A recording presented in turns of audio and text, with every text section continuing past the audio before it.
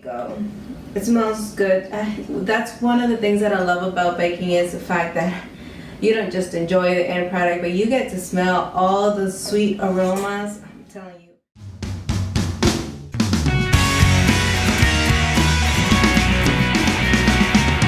Let me tell you, today is going to be bread pudding day. And I have prepared a very simple recipe that you are going to love. But first, let's look over the ingredients.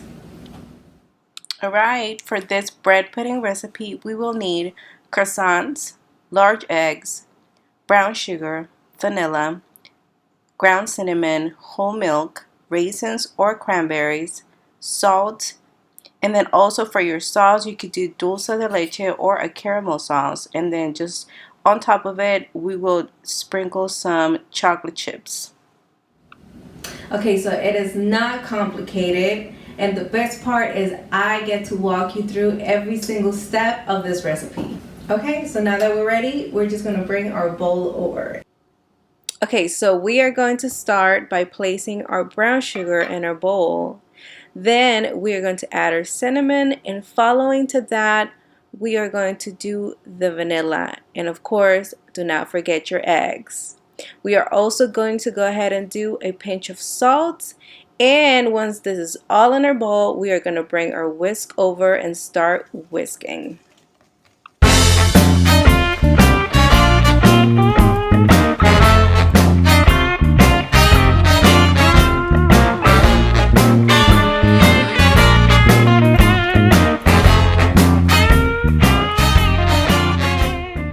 Okay, so now that our ingredients are well mixed in, we are going to go ahead and add our milk.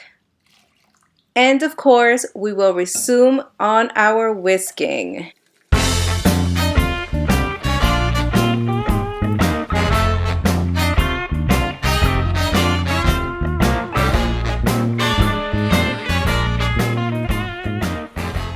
Okay, now that we've finished mixing our first set of ingredients, now let's move on to the other part of our recipe, which is the croissants, okay? So I've gone ahead and cut them into small sizes, as you can see. They have to be small, that way they can soak up really well. So yeah, I just put them in a bowl, and now we're gonna take our wet ingredients right here, what we mixed first, and we're just gonna go ahead and add them to our croissants. There you go. It smells good. That's one of the things that I love about baking is the fact that you don't just enjoy the end product, but you get to smell all the sweet aromas. I'm telling you, I'm already excited about this.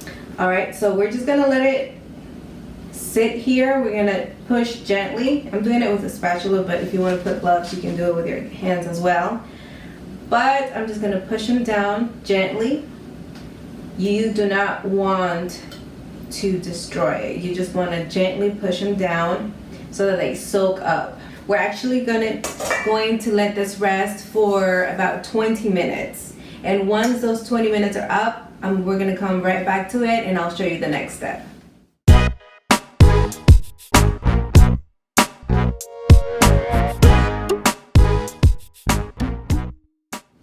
Okay, so now that we're back, it's been 20 minutes and our bread looks very nicely soaked. So now that we have this going, I've taken my bundt pan. You can also use an 8-inch round pan if you have one, but for me, I like the shape of this, so I'm just gonna go ahead and do it on here. So I've sprayed it well all around so it doesn't stick. We are going to go ahead and add our raisins. So just sprinkle them on top. And if you want, you can use cranberries as well, but that just depends on you. So now that we mixed in our raisins in here, what we're going to do is carefully, we're gonna transfer the bread into our bundt pan.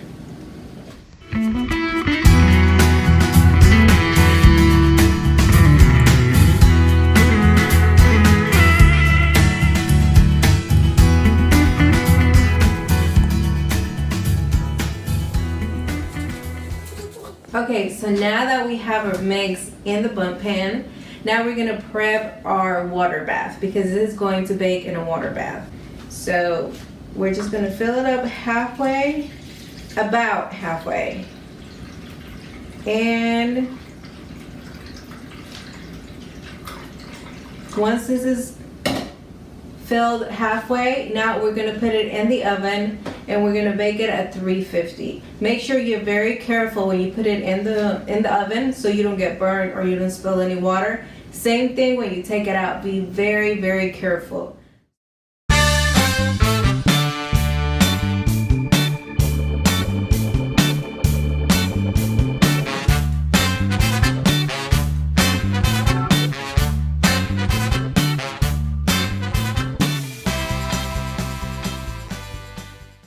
Okay guys, our bread pudding is done.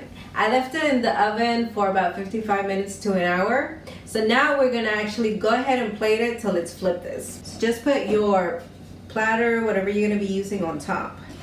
And go ahead and flip it. I actually let this cool down until it was warm, and I went ahead with my spatula and tried to detach the edges a little bit without going too harsh, so that it would just come out easily. So let's pull this up, and there you go. It looks beautiful, I love it, and it smells amazing. So now that we have this going on, let's go ahead and decorate it.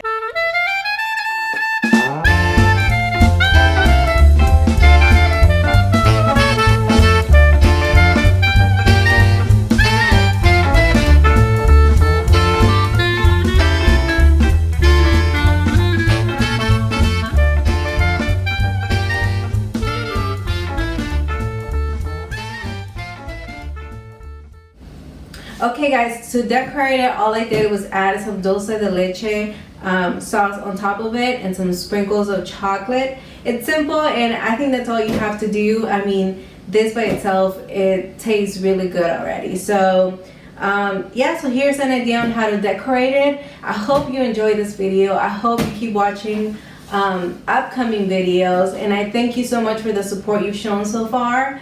And I just keep asking you to subscribe, show me that support. Don't forget to click that bell so whenever a new video is uploaded, you're the first one to watch it. Thank you so much, and I hope you have a great rest of your day.